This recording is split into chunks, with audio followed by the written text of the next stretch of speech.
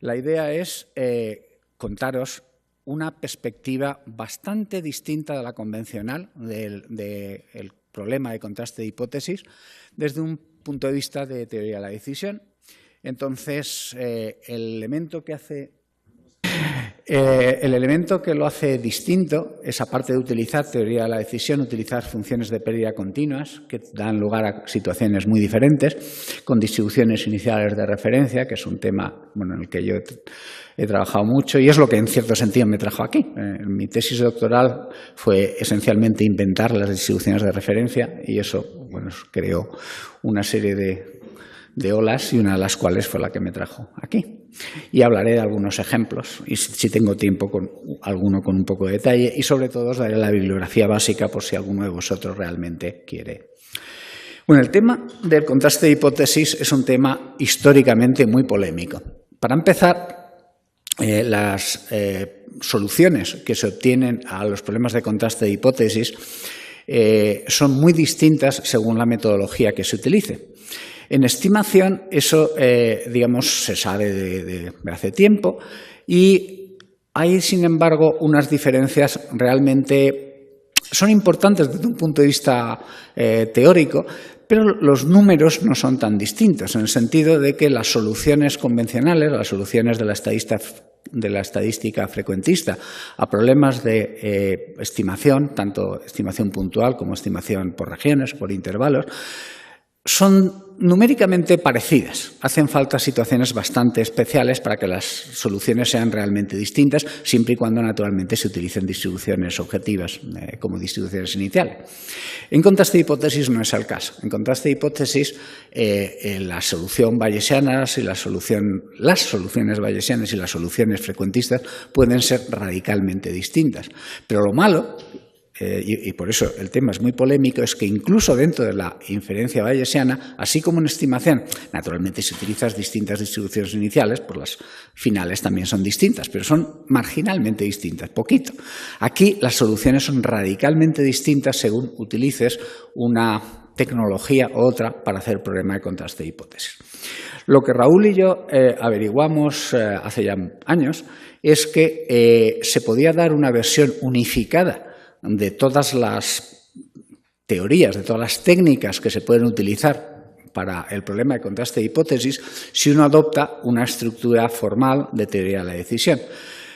Yo siempre he pensado que la teoría de la decisión, aparte, por supuesto, de poderse utilizar en problemas reales de teoría de la decisión, tanto personal como industrial o como lo que sea, los problemas académicos, si adoptas una actitud formal de plantear el problema como un problema de decisión, tienen una estructura formal muy clara, sabes lo que tienes que hacer y, naturalmente, el resultado depende de lo que utilices. En la práctica es distinto el resultado de un problema de decisión siempre, naturalmente, según utilices una función de pérdida u otra o según utilices una distribución inicial de otra, naturalmente. Si cambian los ingredientes, cambia el resultado. Pero en el problema de contraste de hipótesis, esos ingredientes cambian muy radicalmente. En términos técnicos, la solución no es robusta, en el sentido que si tú cambias la función de utilidad o cambias la distribución inicial, las soluciones pueden ser muy, muy diferentes. Y como yo ya no tengo 20 años, me voy a poner mis gafas para ver lo que yo mismo he puesto por ahí. Tenemos a nivel formal un modelo probabilístico donde la distribución de los datos Z depende de dos parámetros, dos vectores paramétricos. Uno que es el vector de interés, la cosa que nos interesa realmente, que casi nunca son todos los parámetros desconocidos, siempre muchos parámetros de ruido, y los parámetros de ruido representados por el vector omega. Y el problema del contraste de hipótesis en general se formula o se puede formular diciendo, tú lo que quieres saber es si un valor específico del vector de interés, que ahí se le llama phi sub 0, es o no es compatible con los datos, ¿vale? Y eso, desde un punto de vista formal, es un problema de decisión. Dados los datos, tú quieres decidir si los datos son o no son compatibles. ¿Prefieres que use eso? Sí. Tú quieres decidir si los datos son o no son compatibles con la hipótesis de que phi es igual a phi sub 0. Pues bien, la metodología bayesiana naturalmente requiere, para cualquier problema de decisión, utilizar una distribución de probabilidad sobre todo lo que desconoces, en este caso tanto phi como omega, por tanto una distribución conjunta sobre los dos vectores. Y si tú quieres dar resultados objetivos, resultados que solo dependan del modelo y de la distribución inicial, entonces, que dependan del modelo y de los datos, necesitas una distribución inicial objetiva, una distribución inicial que la puedas deducir del propio modelo, porque si no estarías utilizando información subjetiva. Entonces, en el tema de estimación hay un amplio consenso, aunque queda muy poco humilde decir eso a estas alturas, sobre cómo hacer eso. Y entonces las distribuciones objetivas, las más utilizadas son las distribuciones de referencia y permiten utilizar efectivamente soluciones objetivas de estimación. Pero en el caso del contraste de hipótesis, la solución, digamos, depende mucho. Históricamente, la primera persona que se ocupó formalmente de los problemas de contraste de hipótesis desde un punto de vista bayesiano fue Sir Harold Jeffreys, que era un físico, catedrático de física en Cambridge, y lo que hizo fue esencialmente algo que parece muy natural. Decir, bueno, pues si yo tengo una hipótesis H sub 0, yo quiero contrastar esa hipótesis desde un punto de vista bayesiano calculando la probabilidad de esa hipótesis condicionada a los datos, la probabilidad de H0 dado Z. Pero el problema es que H0, la hipótesis nula, casi siempre es un conjunto de medida nula en el espacio general. Es un conjunto infinitamente pequeño respecto al conjunto general de todos los parámetros. Eso lo que significa es que, claro, si tú quieres obtener una probabilidad a posteriori, P de H0 dado Z, necesitas una probabilidad inicial que sea distinta de 0. Porque si la probabilidad inicial es 0, por definición, el teorema de Bayes tendría una probabilidad a posteriori de 0. Pero la teoría de la medida dice que a menos que hagas cosas muy raras, un conjunto de medida nula tiene probabilidad 0. Entonces, la única forma de evitar eso es forzar una distribución inicial mixta que le da una masa de probabilidad a la hipótesis nula a un punto y distribuyes el resto. Entonces, matemáticamente eso se puede hacer, pero es una situación muy forzada y que rara vez responde a la realidad. Y mucho menos si pretendes una cosa objetiva, porque eso significa que si contrastas una hipótesis, le pones una masa de probabilidad aquí y contrastas otra hipótesis en el mismo problema y le pones otra masa de probabilidad aquí, son probabilidades incompatibles. Entonces, tratar distintas variantes de un problema con distribuciones de probabilidad muy distintas no parece muy sensato. Pero es que además el resultado tiene, digamos, problemas prácticos, porque se descubrió bastante después, lo popularizó Lindley, aunque lo hicieron varias personas, que hay una cosa que se llama normalmente la paradoja de Lindley, que demuestra que bajo ciertas condiciones, si tú haces eso, puedes tener digamos, resultados absolutamente insensatos. No voy a entrar en los detalles, pero creerme que es así. En cambio, si adoptas una actitud, digamos, razonable para este problema, si tú quieres en un problema donde los parámetros son continuos, tú quieres una solución al problema de contraste de hipótesis, como lo he descrito, lo sensato es tener una función de pérdida continua, en el sentido de que lo que tú pierdes, si en vez del phi sub 0 es un phi distinto, dependa de lo lejos que estás de phi sub 0, desde un punto de vista intuitivo.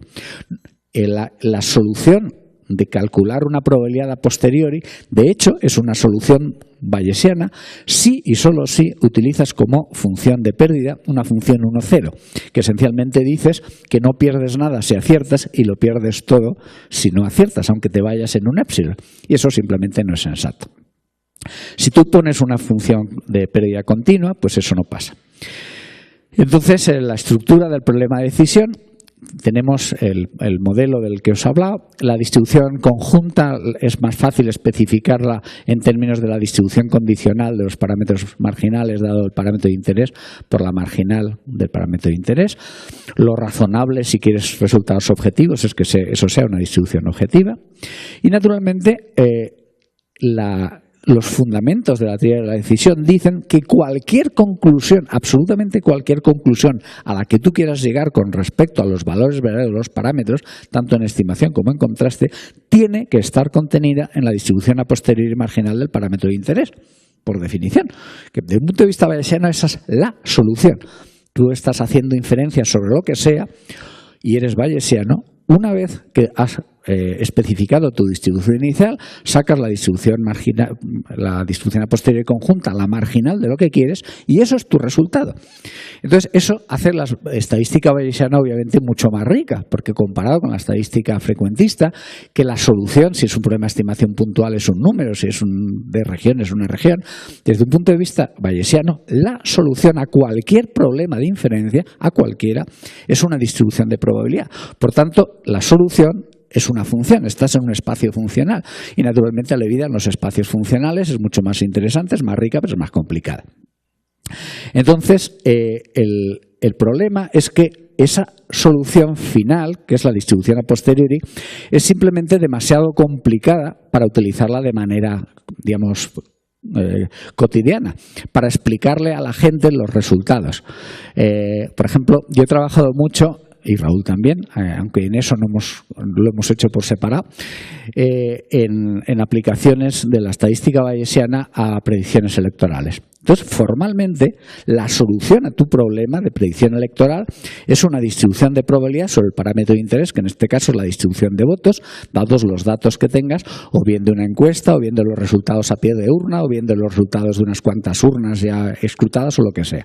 Pero claro, si, por ejemplo, eso acaba siendo una distribución de Isle, imaginaros la cara que puede poner un político o un presentador de televisión si le dice, sí, ya he determinado, el resultado de la predicción es una distribución de Dirichlet con parámetros 34, 27 y 57. ¿Mande? Entonces, claro, lo tienes que traducir en estimadores puntuales, numeritos o en regiones, ¿vale?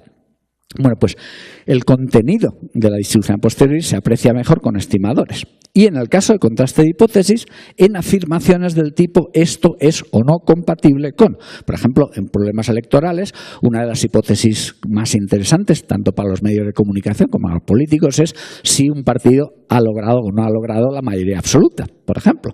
O si el partido A está por encima del partido B. En fin, cosas muy concretas. La cuestión es los datos son o no son compatibles con esa hipótesis. Entonces, estos resúmenes, porque no son más que resúmenes de la distribución final, van a depender de la función de pérdida como cualquier problema de decisión.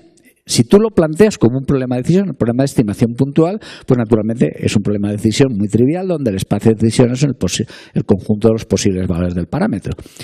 En un problema de estimación por intervalos, el conjunto de posibilidades, las decisiones posibles, son los distintos subconjuntos con una probabilidad determinada, la que tú quieras.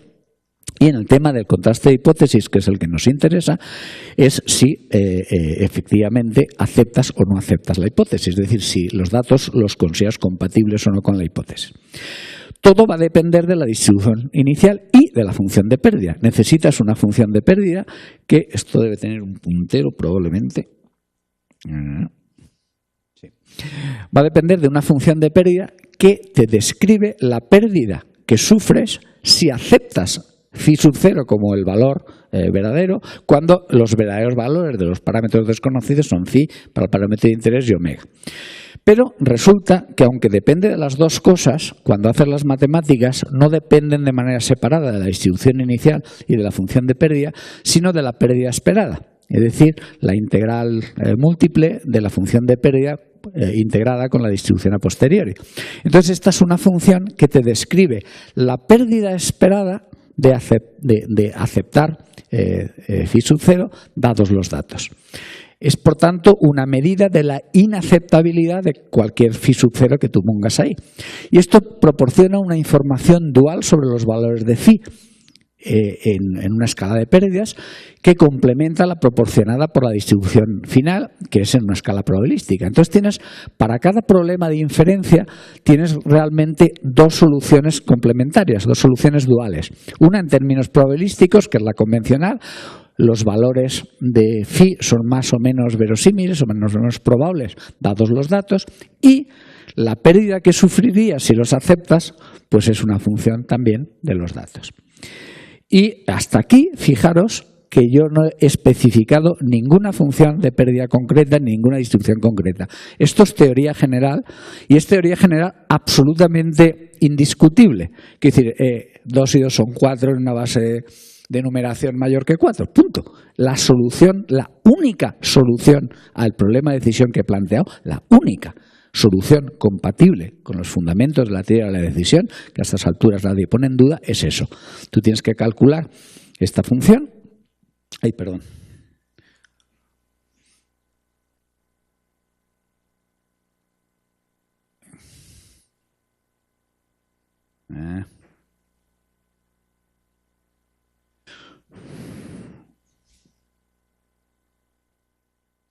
Tú tienes que calcular esta función y si esta pérdida esperada es suficientemente grande, pues rechazas y si no, aceptas.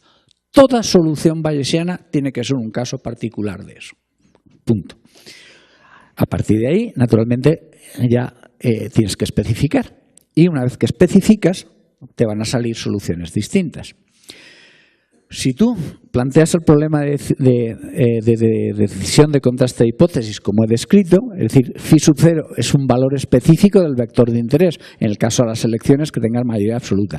En un caso de pruebas clínicas, que estás decidiendo una farmacéutica si pone en marcha o no pone en marcha un nuevo medicamento, pues el contraste de hipótesis es la hipótesis que quieres contrastar, es sí o no. Es verdad que el nuevo medicamento es mejor que el medicamento que se considera estándar hasta ese momento y así sucesivamente. Y tú lo que quieres es decidir si aceptas o no aceptas esa hipótesis. Entonces, un problema de decisión, en principio, muy tonto, con solo dos decisiones posibles. O aceptas a sub 0 o rechazas a sub 1. Por tanto, la teoría de la decisión dice que tienes que especificar la función de pérdida correspondiente a cada una de las decisiones posibles. Por tanto, estas dos funciones.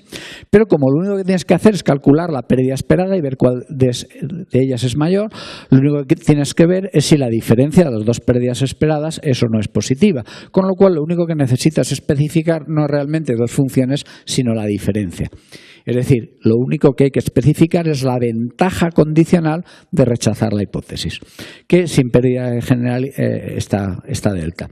Y sin pérdida de generalidad, yo puedo escribir que esa diferencia es la pérdida que sufriría si lo acepto menos lo que ganaría si acepto la hipótesis cuando es cierta, porque obviamente tiene que ser una cosa positiva, porque si no ganase nada cuando acepto una hipótesis cierta, pues difícilmente me lo plantearía en primer lugar.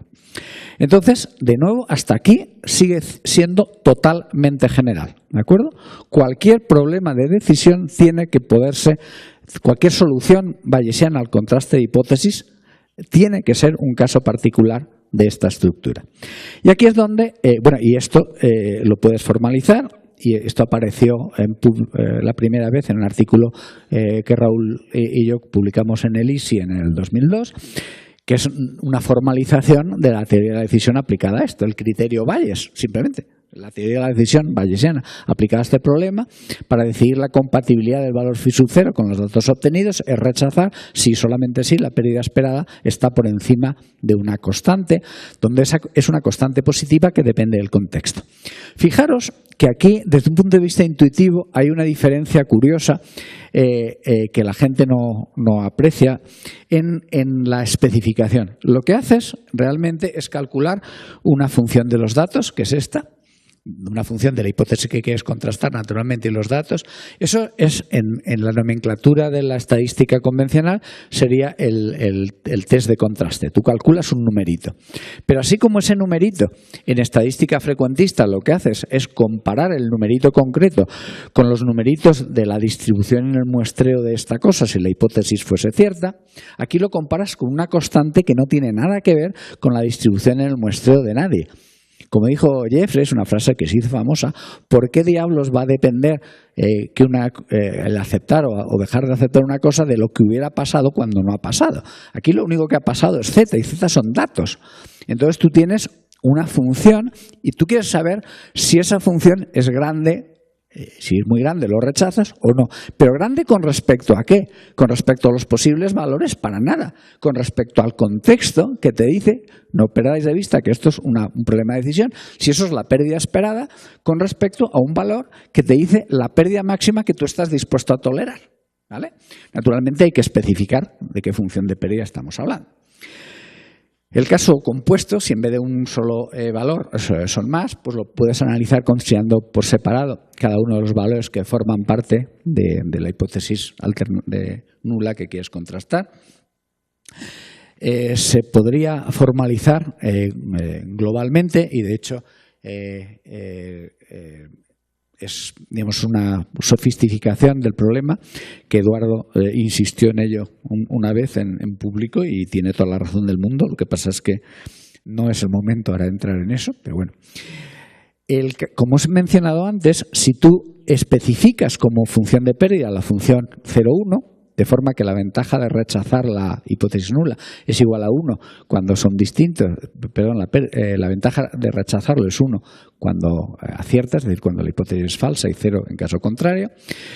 Entonces eso da lugar a que el criterio se transforma en que simplemente acabas diciendo que rechazas si la probabilidad de que sea cierta la hipótesis nula pues está por debajo de cierto valor umbral. Pero eso, como he dicho antes, requiere una distribución inicial positiva y eso exige una distribución mixta con una masa de probabilidad y tiene un montón de problemas que, digamos, he mencionado brevemente antes, pero que esencialmente son tres. La función de pérdida es, desde luego, muy poco realista, implica que tengas que distribuciones iniciales muy distintas para el contraste y para la estimación cuando realmente estás hablando del mismo problema. No permite la utilización de distribuciones iniciales impropias, las distribuciones iniciales objetivas son prácticamente siempre impropias y presenta dificultades, como os he dicho antes, relacionadas con la paradoja de Jeffreys-Lindley. Para ver que las cosas, en cuanto pones una función de pérdida continua, desaparecen, imaginaros que tomáis la función de pérdida cuadrática, que es la que por defecto la gente tiende a coger, de forma que la pérdida que tú sufres si aceptas phi sub 0 cuando el valor es phi, es simplemente la distancia cuadrática. Si es un vector, pues naturalmente phi menos phi sub 0 por phi menos phi sub 0 traspuesto. Y eso significa, acabas concluyendo, que el criterio de decisión es que rechazas phi sub 0 cuando su distancia euclídea a el valor esperado a posteriori es suficientemente grande, lo cual es, digamos, muy sensato. Si tu función de pérdida está bien descrita por una función cuadrática, el estimador óptimo es entonces el valor esperado a posteriori. Eso es tu estimador óptimo con una función cuadrática, como todos sabemos. Entonces, si ese estimador óptimo está muy lejos del phi sub 0, pues rechazas phi sub 0 y si no lo aceptas. ¿De acuerdo? Naturalmente tienes que decir lo lejos o digamos, cuánto de grande tiene que ser para que sea suficientemente grande. Pero la idea intuitiva es obvia. Como todos sabemos, cuando tienes muchos datos, esencialmente todas las funciones se pueden aproximar por una función cuadrática en un entorno suficientemente próximo al valor en el que se concentra la distribución a posteriori. Por lo tanto, como aproximación esto siempre va a funcionar asintóticamente. Pero digamos que los métodos asintóticos están muy bien a nivel teórico, pero hay que ser conscientes de que la vida real rara vez es asintótica. Si el problema es razonablemente sofisticado, casi nunca estás en situaciones asintóticas. En uno de los cursos que yo di aquí en la UNAM, no me acuerdo si eso, creo que eso fue ya en el IMAS, yo insistí mucho en que las cosas asintóticas son importantes a nivel teórico, porque tienes que saber lo que pasa, pero que, claro, en la práctica las muestras reales son muy finitas y puedes meter la pata con facilidad. Y ese curso era alrededor del Día de los Muertos aquí, que muy impresionante. Y cuando terminó el curso, yo me iba a volver, unos alumnos del curso me regalaron uno de esos esqueletos que digamos que se hacen de paja y con un cartelito encantador que decía: este es un estadístico frecuentista esperando a que n se haga infinito.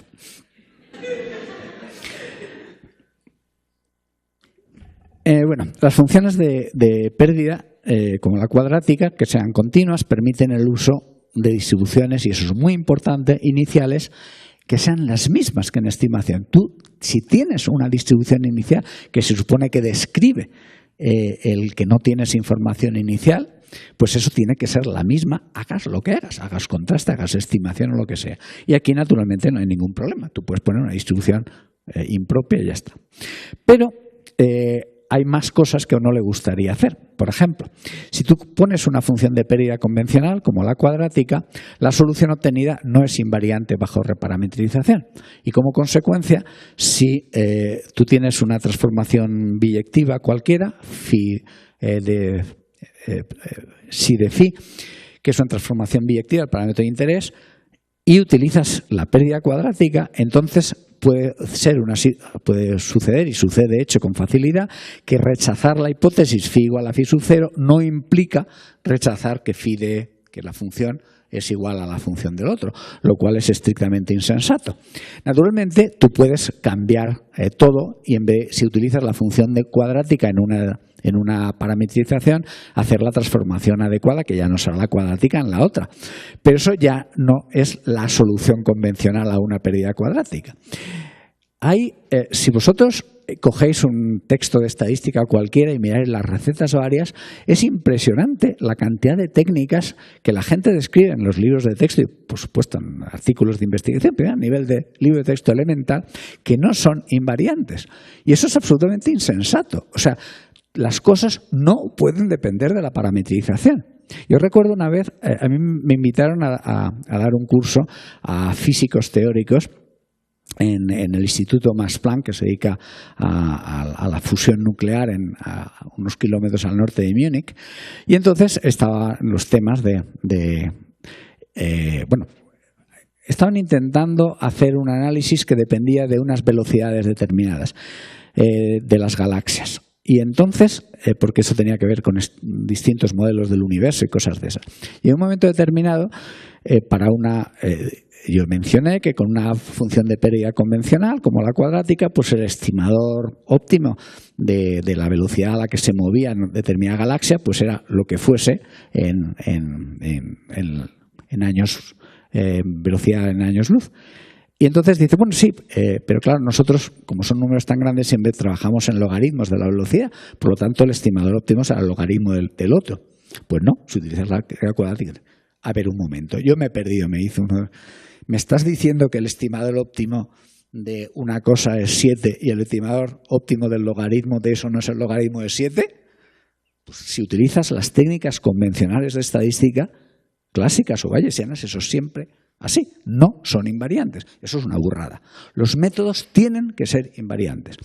Y si utilizas un sistema de teoría de la decisión, eso viene de manera automática en el momento que la función de pérdida sea invariante. Y eso es naturalmente lo que hay que hacer. Y por otra parte, hace falta, en el proceso que he descrito, hace falta especificar el sub 0, que es lo que controla si aceptas o no aceptas.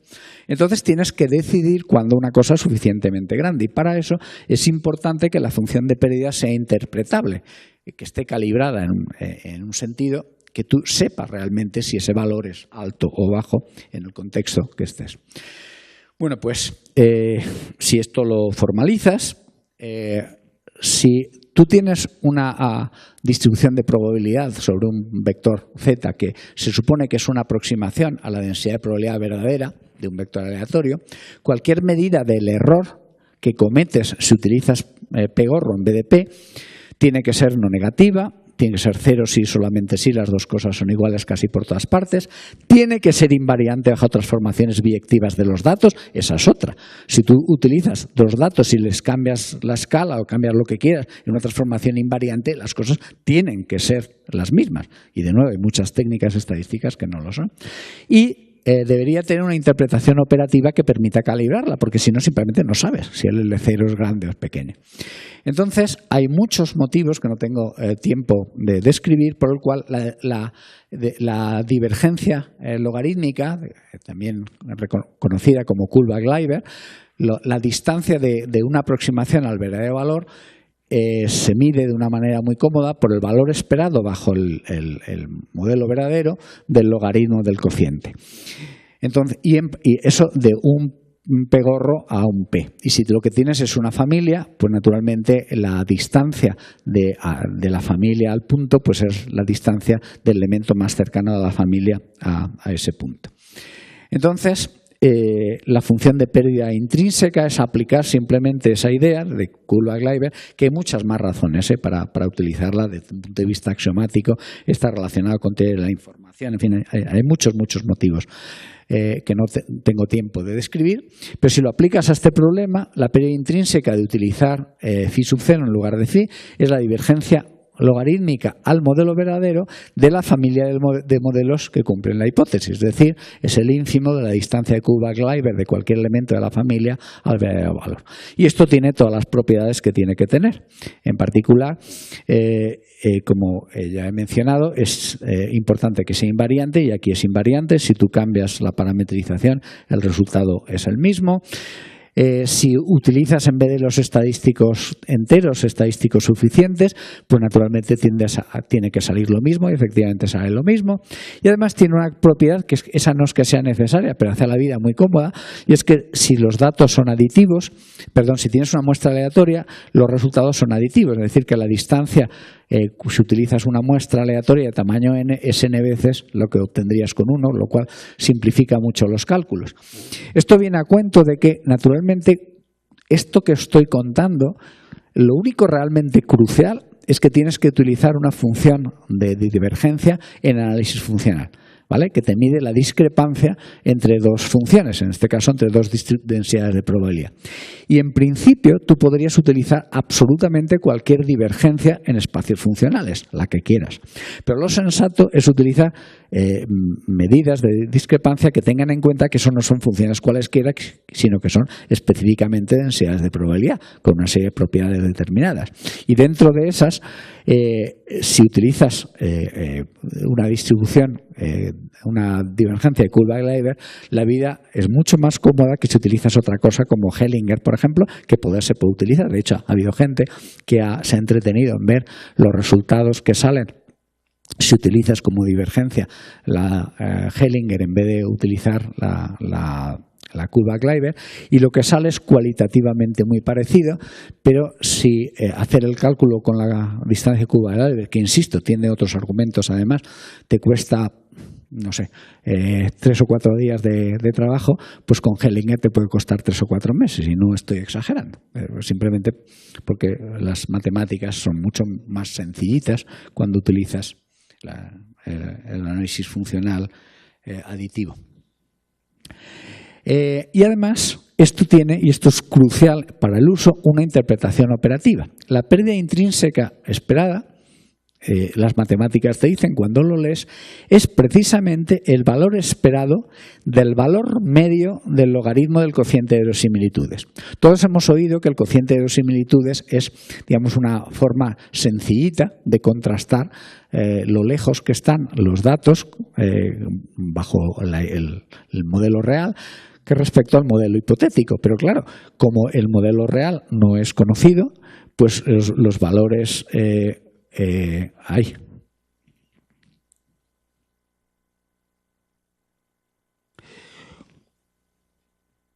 los valores phi y phi no son conocidos. Este logaritmo del cociente, pues naturalmente depende de phi y de omega. Entonces, por ejemplo, pues la gente que hace máxima verosimilitud sustituye estas cosas por los estimadores máximo verosímiles, con lo cual trabajan como si los valores máximos verosímiles fuesen verdad, independientemente del tamaño de la muestra, lo cual es más bien insensato. Naturalmente, esto es una función de los datos. Entonces, lo que te están diciendo las matemáticas es naturalmente que tú tienes que, desde la teoría de decisiones, tomar el valor esperado, porque los datos a priori no los tienes. El valor esperado con respecto a los datos, dado con la distribución del muestreo, pues te sale la distancia media en el sentido en el muestreo. Y a su vez de ahí obtienes el valor esperado dados los datos concretos que tienes. Y esa es la función de pérdida. Entonces, eso lo que quiere decir es que efectivamente la pérdida intrínseca, lo que vas a utilizar como estadístico de contraste es el valor esperado, ¿vale? Porque los datos te dan una información respecto a los parámetros desconocidos, del valor medio en el muestreo del logaritmo del cociente de verosimilitudes. Por ejemplo, imaginaros que para contrastar una hipótesis te sale el numerito 4,6, que es el logaritmo de 100. Eso significa que, dada la información proporcionada por los datos, podría esperarse en muestreo repetido que los datos obtenidos del modelo supuesto resultarían alrededor de 100 veces más verosímiles bajo el modelo verdadero, que es desconocido, claro, que respecto al modelo H0, y consecuentemente en la mayor parte de las aplicaciones pues esa hipótesis debería ser rechazada. Eso nos soluciona lo que he dicho antes, que necesitamos saber cuál es la interpretación del L0. Aquí la tenemos. Un ejemplito que históricamente, para empezar, para que tengáis una idea del tipo de cosas que salen, y es un ejemplo que se hizo muy famoso. En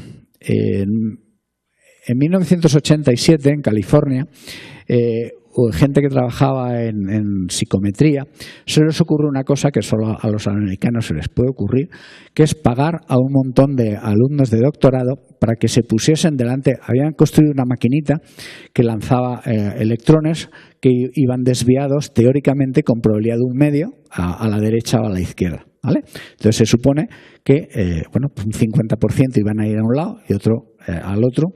Y entonces un estudiante de doctorado se sentaba delante de la maquinita y decían: ¿tú piensas seriamente que tú quieres que los electrones sean todos a la derecha? Y les pagaban por hacer eso. Y bueno, después de hacer eso muchas veces con muchos estudiantes, pues salieron unos números. Y entonces, concretamente, habían hecho nada menos que 104.000 electrones y pico, de los cuales 52.000 habían ido a un lado. Entonces, si tú utilizas cualquier distribución, aquí por cierto sí que estás en condiciones asintóticas. Quiere decir, si tú tienes 104 millones de observaciones, una distribución binomial, el que dude que estás en condiciones asintóticas, que le faltan un par de neuronas. Entonces, cualquiera que sea la distribución inicial, con 100 millones de datos, la distribución a posteriori es una normal centrada en la media y con la desviación típica de los datos, ¿vale? Que en este caso concreto, pues salen estos numeritos. Es una distribución centrada en 0,50, 0,18 con desviación típica tacata, que es la que tenéis pintada ahí. Esa es la distribución a posteriori. Y esa es la distribución a posteriori, te pongas como te pongas, ¿vale? Pongas la distribución inicial que quieras. Es literalmente indiscutible que esa es la distribución final, y eso es lo que los datos te dicen a gritos respecto a cuál es el valor verdadero, que está pues entre aquí y aquí. Eso lo que significa, si veis los numeritos, es que el 0,5 está aquí, ¿vale? Entonces eso está fuera del 0,5, ¿vale? Eso lo que está diciendo es que el valor verdadero desde luego no es 0,5, o mejor dicho, es muy improbable que sea el 0,5, ¿vale? Total, que efectivamente, si eso lo aplicas lo que os he dicho, en este caso la función de Kullback-Leibler tiene esta expresión, es analítica, y la distancia en forma convencional, el estadístico de la t-de-Student correspondiente sale de 3 y pico. Eso, la pérdida esperada es 7,24, que es el logaritmo de 1400. Eso lo que quiere decir, con el ejemplo que os he contado, es que es 1400 veces, básicamente, más probable que los datos vengan de cualquier modelo, el que sea, que del modelo 1/2, en el contraste hipótesis. Luego rechazas el 1/2. Entonces, hemos demostrado dirían, bueno, por cierto, en este caso concreto, lo curioso es que desde un punto de vista clásico sale lo mismo, naturalmente, porque estás en condiciones asintóticas. En condiciones asintóticas y con distribuciones continuas coincide básicamente siempre en modelos sencillitos como el normal la estadística frecuentista, que es la que utilizaron. Pues entonces rechazamos la hipótesis, por lo tanto nuestros alumnos son capaces de mover los electrones. Entonces, un estadístico que estaba por ahí dice: bueno, vale, vamos a comprobar si eso es verdad. Ahora decirles a los estudiantes que hagan lo mismo, pero diciendo que el electrón se vaya y dice: no, ya no tenemos dinero para eso. En fin, es obvio que lo que hay en este problema es un sesgo de construcción, que es decir, el aparatito no manda los electrones exactamente a 1/2, porque es esencialmente imposible de hacer. Entonces, cuando hablan con los físicos, enseguida los físicos les dijeron, bueno, pues que lo mismo que un estadístico, que lo tenían que hacer al revés. Pero lo que sí que es importante por eso he puesto este ejemplo, es que si tú utilizas aquí la idea convencional desde Jeffreys de calcular la probabilidad a posteriori, como los números son tan grandes, se da la paradoja de Linley a lo bruto. Y lo que pasa es que si tú pones una distribución inicial P sub 0, la que tú quieras, la distribución a posteriori te da una probabilidad a posteriori del 1 medio mayor que pi sub 0, lo cual lo que te está diciendo es que si utilizas una función 0, 1, y fijaros que aquí no depende de nada más, por las condiciones asintóticas, entonces los datos soportan H0, en el sentido que hacen más probable a posteriori que a priori la hipótesis nula, lo cual a la vista de esta distribución a posteriori es absolutamente insensato. Por otro lado, si pintas la función de pérdida, tiene esta forma, y esto es lo que os decía de una solución dual. Por una parte tienes la distribución a posteriori, que claro, como es una dimensión, pues nada, tienes la densidad y ya está, que te dice que los valores verdaderos de la proporción cita están básicamente entre aquí y aquí, y esta es la pérdida esperada, que es mínima en el estimador puntual, que en este caso es el número 0.50018, y que el punto 1 medio corresponde a este corte, que es el logaritmo de 1400. Entonces, dependiendo naturalmente de dónde decidas cuántas veces rechazas, normalmente pasa con esto un poco como pasa con la práctica habitual de la gente que utiliza esas cosas horribles que son los p-valores, que tú no necesitas dar digamos, poner un valor a priori y ver si estás por encima o por debajo, simplemente calculas el logaritmo, lo que sea, y dices, es tantas veces más probable que sea bajo un modelo alternativo que bajo ese. Desde un punto de vista práctico, para utilizar esto, naturalmente hay que utilizar distribuciones iniciales. A nadie le sorprenderá que yo os sugiera que esto lo mejor es hacerlo con distribuciones de referencia, y tenéis digamos, hay mucha bibliografía al respecto.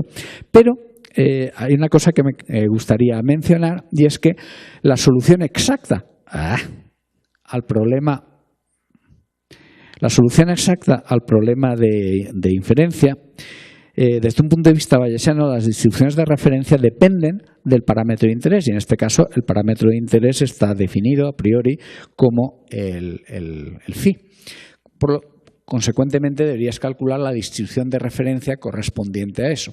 Eso es muy complicado de hacer en problemas complicados, y hace relativamente poco, Jim Berger, Don Chusun y yo hemos estado trabajando con la idea de ver si es posible encontrar una distribución de referencia aproximada que sirva para cualquier problema. La idea básicamente es que tú haces una lista de cuáles son las distribuciones, los parámetros de interés posibles, y entonces lo que haces es encontrar una distribución que aproximadamente, entendiendo por aproximación precisamente la convergencia de Kullback-Leibler, te permita dar soluciones aproximadamente buenas, hagas lo que hagas. Y esto, bueno, pues se puede hacer. Hay un artículo que de hecho ya está aceptado en Bayesian Analysis, y que está el editor tiene que decidir si lo publican tal cual o lo proponen como discussion paper, en cuyo caso pues tarda un poco más mientras se hace la discusión. Pero bueno, se puede utilizar una distribución global y eso hace la vida más sencilla. No tengo, Eduardo me está diciendo que me quedan 4 minutos, entonces no tengo tiempo de contaros. He puesto como un ejemplo simplemente la comparación de binomiales, y entonces aquí en las slides que obviamente están aquí, podéis comprobar qué es lo que sale. Si dadas dos binomiales, entonces tienes el R sub 1 datos o sea, positivos en una muestra de N1 en una población y R2 de N2, y tú quieres contrastar la hipótesis de que las dos poblaciones son iguales. Esto es especialmente útil en problemas de bioestadística, precisamente, pues la proporción de curaciones o lo que sea es mayor en un caso con la otra. Entonces, en las slides, que no tengo tiempo de contar, he descrito lo que sale en este caso concreto, cuál es la función de pérdida. Esa es la función de pérdida, que es 0 naturalmente cuando las dos cosas son iguales, y si no, pues... Y la distribución de referencia exacta, que está definida en ese espacio tan curioso, pues se puede calcular analíticamente, y es esa, pero se puede aproximar y el resultado, digamos, es muy parecido a si se utiliza la distribución global, que en este caso es una Dirichlet un tercio, un tercio, un tercio. Bueno, pues si lo aplicáis, hubo un caso concreto en el 2009 que fue muy famoso, y es que habían hecho una prueba con un medicamento nuevo, el RV144, para la prevención del SIDA. Entonces habían hecho una muestra importante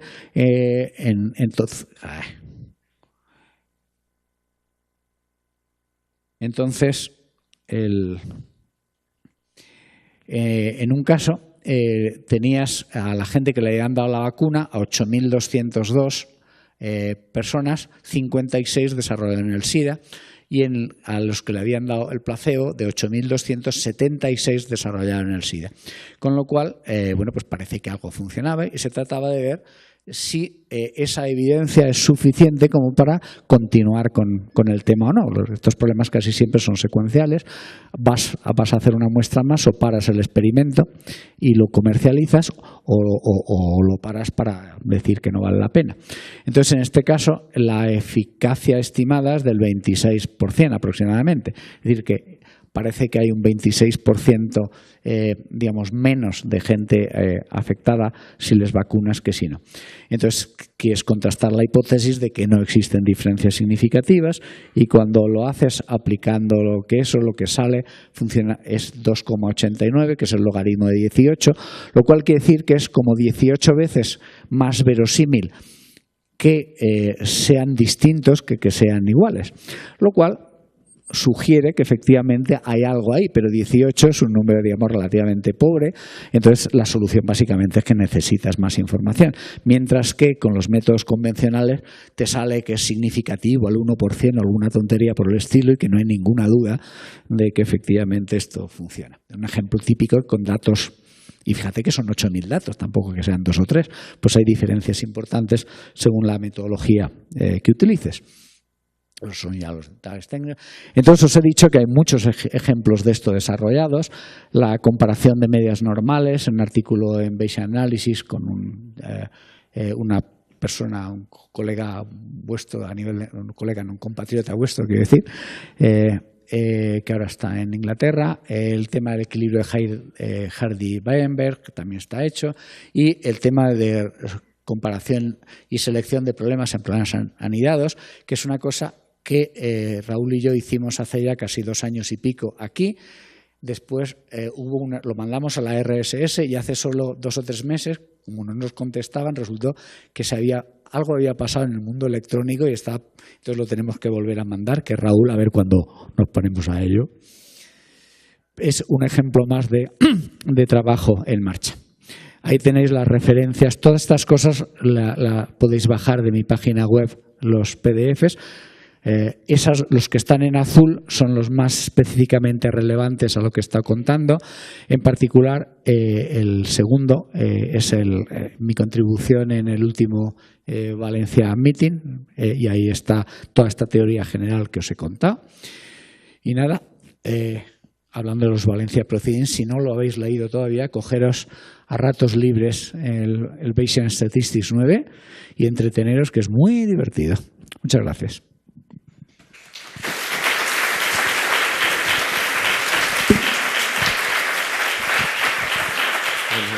Muchas gracias al profesor José Miguel por su conferencia. Tenemos tiempo para un par de preguntas, si acaso hubiera alguna.